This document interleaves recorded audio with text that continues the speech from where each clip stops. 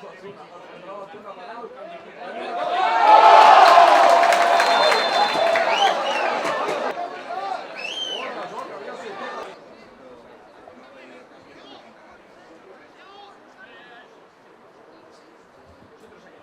balón para el Andorra en la frontal, puede buscar el golpeo.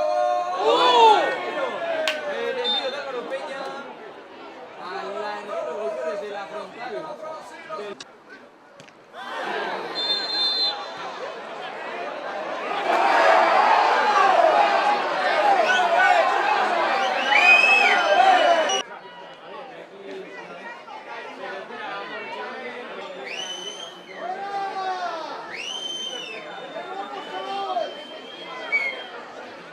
Empieza a encontrar esa manera de futbolistas vestidos de rojo, consigue buscar un apoyo.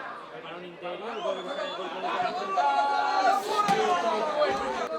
Mandar el balón a saque de esquina.